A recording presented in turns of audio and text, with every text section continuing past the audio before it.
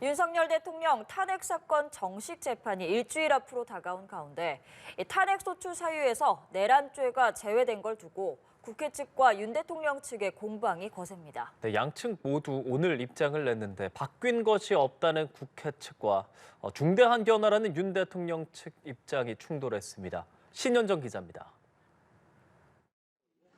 지난 윤석열 대통령 탄핵 심판 2차 변론 준비 기일에서 국회 측은 소추 사유에서 내란죄 혐의를 제외했습니다.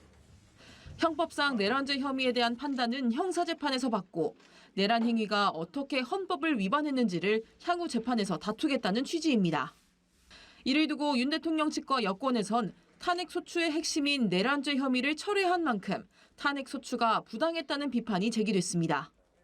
윤 대통령 측 윤곽근 변호사는 오늘 입장문을 내고 이번 탄핵 심판이 각하되어야 한다고 주장했습니다.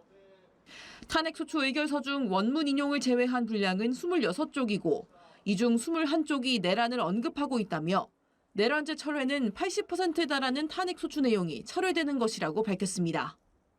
이어 헌법재판소를 향해서도 박근혜 전 대통령 탄핵 사건의 선례를 들어 탄핵 소추 의결서에 기재된 소추 사유에 따라 판단해야 한다고 지적했습니다. 논란이 일자 국회 측 대리인단은 오늘 기자회견을 열고 이 부분에 대한 구체적인 입장을 밝혔습니다. 윤 대통령의 내란 행위를 탄핵 심판의 성격에 맞게 헌법 위반으로 구성해 판단을 받겠다는 입장을 재확인했습니다.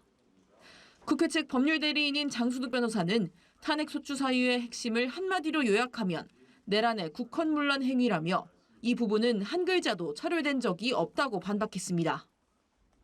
다만 탄핵 심판에서 형법상 내란죄를 다루게 될 경우 공직자의 파면을 결정하는 탄핵 심판의 성격에 부합하지 않고 심판 절차가 지연될 수밖에 없다고 설명했습니다. 내란죄가 빠진 만큼 국회가 탄핵 소추를 다시 해야 한다는 여권과 윤 대통령 측 주장에 대해서도 소추 사유가 변경된 것이 없는 만큼 국회 재의결은 필요 없다고 말했습니다. 내란죄 제외 논란과 관련해 헌법재판소는 재판부의 판단 사항이라는 입장입니다. 다음 주 첫 정식 재판을 앞두고 여야를 떠나 국민만 바라보고 가겠다고 강조했습니다. 연합뉴스TV 신현정입니다.